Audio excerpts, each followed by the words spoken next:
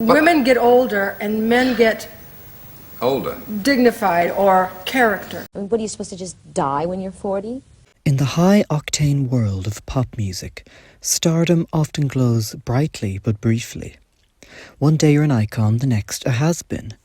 The relentless pursuit of youth in the music industry leaves little room for longevity. Careers that soar to dazzling heights often face abrupt commercial declines. But Mariah Carey's journey, her peaks and valleys, was never just about shifting tastes or trends. Instead, it reflects an industry deeply obsessed with youth, and one reluctant to let a pop star thrive. But how does Mariah's iconic diva persona shed light on the wider issue of ageism? Why was her rivalry with Whitney Houston shaped by age comparisons? How does her subtle feud with Ariana Grande reflect generational dynamics in pop? And in a genre so focused on the new and the young, how has Mariah managed to defy ageism every December? And what does this all ultimately say about how aging is treated in pop music? The 90s were the golden age of the diva, and few embody that era as completely as Mariah Carey. With her extraordinary 5-octave vocal range, effortlessly gliding from rich soulful lows to piercing whistle notes, Mariah's voice was a marvel. But it wasn't just her vocal power that set her apart. Her ability to interpret music with emotional depth and technical mastery felt far beyond her years. Between 1990 and 1999, she dominated the charts like no other, achieving an astounding 15 number-one singles, 14 of which she wrote herself. Among these were One Sweet Day with Boyz II Men, which reigned at the top of the charts for a record-breaking 16 weeks, setting a standard that held for decades. Mariah's sound was as versatile as her voice: gospel-infused pop, smooth R&B, heartfelt ballads, and trailblazing collaborations with hip-hop artists that would reshape the pop landscape for years to come. There was a time when rock was rock and roll, pop music was pop music, R&B was R&B, hip-hop was hip-hop, and you didn't blur those lines. Certain radio stations wouldn't play hip-hop. Mariah Carey, you made it cool for rappers to jump on R&B tracks, on pop tracks. You were one of the pioneers of this. Yet, in an industry fueled by youth, Mariah's meteoric success was often framed in comparison to another vocal giant, Whitney Houston. As Whitney was pushing 30 in the early 90s, industry narratives began to shift. Ageism played a subtle but insidious role, with whispers of her needing to pass the torch to the younger, fresher Mariah. Whitney's status as the reigning queen of vocal excellence made her a natural target for replacement, and the industry, which thrives on creating rivalries to stir the public interest, tried to make a feud develop. These comparisons, largely driven by the media and the obsession with age, suggested that as Whitney's youth faded, so too would her dominance in the pop landscape. I think that Mariah is Mariah, and that's what she should be known for her work, and not for being compared or sounding like me. For much of the 90s, the dynamic between Whitney and Mariah could be best described as friendly tension. Last week we had Mariah Carey here in the studio. You did? How is she doing? Well, she was doing great. Oh, great. Yes. It's great. What I'm curious about, what do you think of her? What do I think of her? Yes? I don't think of her. I don't think of her. Musically, what do I think of her? Yes. I think she's a good singer. Publicly, they maintained mutual respect, but beneath the surface, the comparisons often felt like an unspoken competition. And the record label wanted to kind of guide me in direction to work with producers that she had worked with, and I already had my own demo of songs that I had written, and I had my own identity, but everybody wanted to push me that way. So understandably, there was like a little bit of weird tension. Whitney's refinement and Mariah's fresh-faced ambition were constantly pitted against each other, with age playing a significant role in how their artistry was perceived. This narrative was less about their talents, which were both undeniable, and more about the industry's inability to let multiple female stars of different ages coexist at the top. By the late 90s, when Mariah and Whitney finally teamed up for their Oscar-winning duet When You Believe, it sparked a true, lasting friendship. I mean, there were a couple few rumors out there that we had some kind of rivalry. We first worked together on Prince of Egypt, our Oscar-winning duet, and we really got to know each other as people, not divas. One that was tragically cut short by Whitney's untimely death. I miss my friend, but we'll always have the music.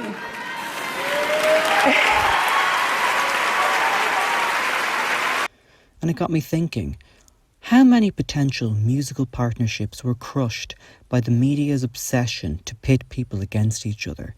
The constant rivalry narrative not only fractured potential relationships, but denied us of the possibility of some unforgettable collaborations. Now, by the new millennium, however, Mariah's star had dimmed in the eyes of the mainstream music industry. Her commercial success was becoming inconsistent, being dismissed as uncool and yesterday's news. As bubblegum pop, with its teen-orientated focus, began to dominate the airwaves, Mariah was being reduced to a relic of the 90s. What was fueling this perception? Well, that would be one of the biggest commercial flops of a generation, the movie Glitter and its accompanying soundtrack. In 2000, Mariah signed a record-breaking $80 million contract with Virgin Media. Glitter seemed like a strategic choice. The hope was that the film and the album could create a cross-promotion publicity campaign similar to Dolly Parton's 9 to 5 or Whitney Houston's Bodyguard. However, the project was a complete disaster. While the film itself faced criticism for its weak script, rushed production and Mariah's limited involvement, it also reflected the way the industry was treating age at the time. The film was savaged by the critics, predicting the damage would be irreparable for Carey's career. The scathing reviews and lack of support from the music industry created a perfect storm of professional and personal challenges for Mariah in the early 2000s. The weight of unmet expectations and relentless scrutiny left her struggling to find her footing in an industry that once celebrated her as untouchable. The Glitter movie and soundtrack, intended to mark a bold new chapter in her career, were quickly dismissed, overshadowed by behind-the-scenes drama. Following the very public setback, the narrative surrounding Mariah began to quickly shift. By the early 2000s, the music industry was undergoing a seismic change. Teen pop was at its peak, dominated by Britney Spears, Christina Aguilera and NSYNC, a youth-focused wave that contrasted sharply with Mariah's status as a seasoned diva in her 30s. Where once she had been the industry's darling, Mariah now found herself cast aside as yesterday's news. Her earlier achievements, those 15 number one hits and record-breaking success throughout the 90s, seemed to count for little in a culture obsessed with the next big thing.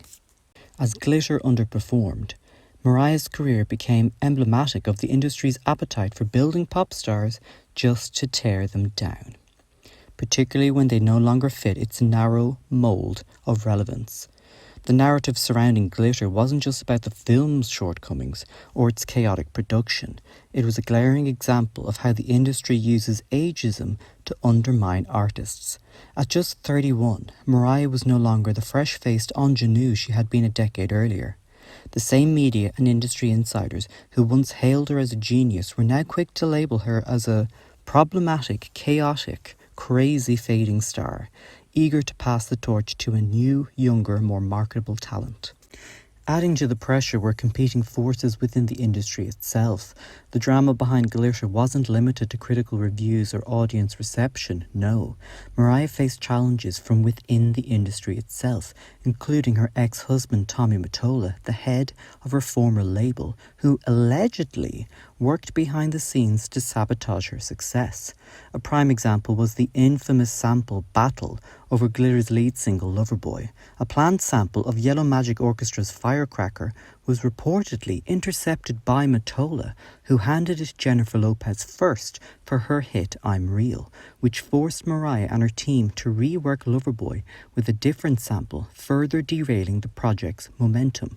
With odds stacked against her, Mariah took a creative gamble in 2002 with the release of her next album, Charm Bracelet. It continued the introspective nature sound of Butterfly, reflecting the evolution of Mariah not just as an artist, but as a person. However, the industry wasn't as interested. All music asserted her whisper singing was a sign of damage and she was straining, failing to sound strong or even inviting on the record. This felt incredibly biased, given her vocal stylistic choices on this album mirrored much of Rainbow and Butterfly. So why such a sudden veer towards dislike by the critics? Mariah, in her early 30s, criticised for continuing the same music that 90s Mariah was celebrated for. Well, but of course you forgot the dominant view. A pop star cannot make mistakes, especially the ultimate sin, which was to age. Charm Bracelet and the Glitter soundtrack both weren't given the chance they deserved, and interestingly, retrospective reviews have been extremely positive.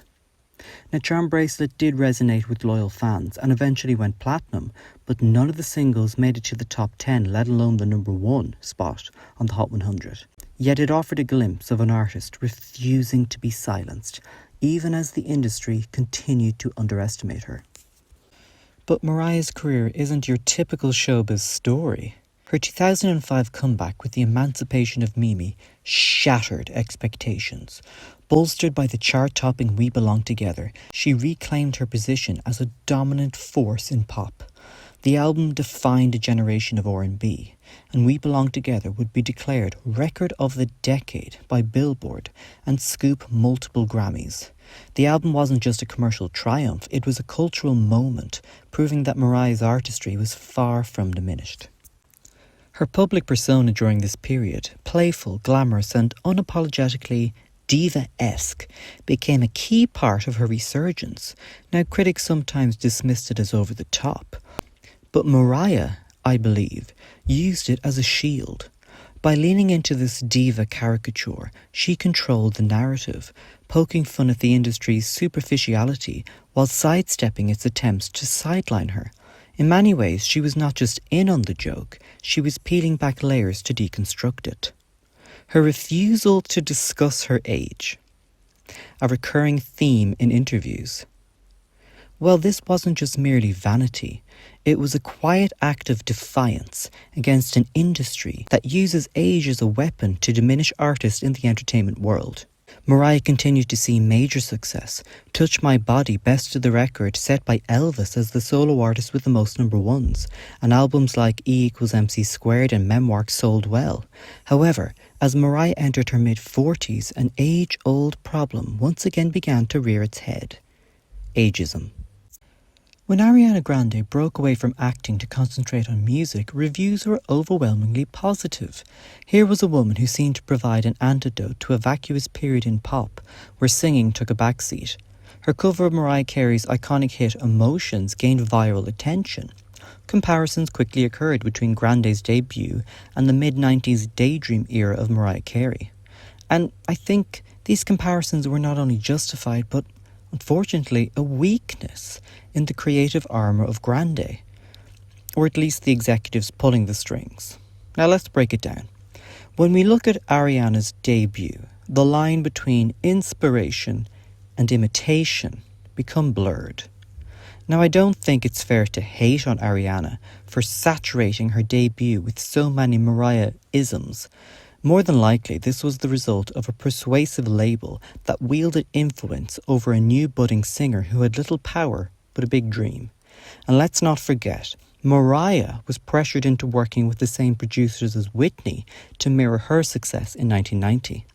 This narrative underscores a broader issue in pop, the erasure of older female artists in favour of a younger, more marketable talent. Ariana was called the new Mariah and may have been influenced to sound like her. Mariah was called the new Whitney and rejected efforts to copy her sound. And Whitney was called the new Aretha, which led to some initial tension between her and the Queen of Soul. This narrative underscores a broader issue in pop. It's this constant replacement of the old for the new. And an age-old tension the media create, reinforcing the notion that aging artists must be inevitably replaced. Now, as Ariana developed her own sound, the tension between Mariah faded, and with time the comparisons eased, and their 2020 collaboration on Oh Santa put to rest any lingering feud, showcasing mutual respect and ending the media-driven rivalry. And since we're talking about the festive season, if there's one area Mariah remains untouchable, it's Christmas. Every December, All I Want for Christmas Is You dominates the airwaves, climbing the charts and reaffirming her cultural relevance. This seasonal resurgence is perhaps her most brilliant act of defiance against ageism. By almost owning Christmas, Mariah sidesteps the industry's obsession with novelty, proving that timelessness trumps trends. Her reign during the holidays is more than just a commercial success, it's a reclamation of power. In a genre that often discards its stars, Mariah has found a way to remain indispensable, leveraging nostalgia and tradition to maintain her status as a pop icon. However, despite her success in the Christmas world, Mariah's experience highlights the ageism entrenched in the pop world.